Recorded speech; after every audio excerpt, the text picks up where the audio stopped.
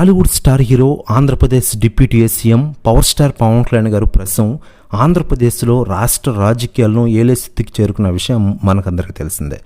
రాష్ట్ర పరిపాలనలో అందరికంటే ముందు ఉంటూ దూసుకెళ్తున్నారు పవన్ కళ్యాణ్ గారు. ఇకపోతే ఆంధ్రప్రదేశ్లో జనసేన పార్టీ తరపున గెలిచిన ఎమ్మెల్యేలకు శాసనసభ వ్యవహారాలపై అవగాహన కార్యక్రమం నిర్వహించారు పవన్ కళ్యాణ్ గారు. విజయవాడలోని ఉప ముఖ్యమంత్రి పవన్ కళ్యాణ్ గారి క్యాంపు కార్యాలయంలో జరిగిన కార్యక్రమానికి పవన్ కళ్యాణ్ సహా 21 మంది ఎమ్మెల్యేలు హాజరయ్యారు. శాసనసభ వ్యవహారాలు, సభ నియమావళి అధికారులు ఎమ్మెల్యేలకు వివరించారు. ఈ సందర్భంగా ఉప ముఖ్యమంత్రి పవన్ కళ్యాణ్ గారు సాంప్రదాయ వస్త్రధారణలో ఈ శిక్షణ కార్యక్రమానికి హాజరయ్యారు. కాషాయ వస్త్రాలు ధరించారు. ఇందుకు కారణం ఏంటంటే పవన్ కళ్యాణ్ గారు 11 రోజుల పాటు వారాహి అమ్మవారి దీక్షలో ఉండనున్న విషయం మనకందరికీ తెలిసిందే. ఇక ఇదిలా ఉండగా పవన్ కళ్యాణ్ గారికి కొంతమంది కాల్ చేస్తున్నారట. అందులో వైసీపీ నేతలు ఉన్నారట. దీంతో ఫుల్ షాక్లో ఉన్నారట జగన్.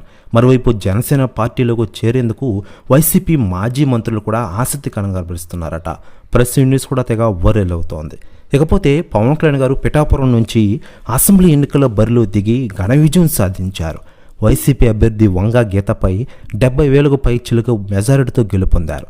అలాగే జనసేన తరపున పోటీ చేసిన మరో 20 అసెంబ్లీ, 2 పార్లమెంట్ నియోజకవర్గాల్లోనూ అభ్యర్థులను గెలిపించుకున్నారు.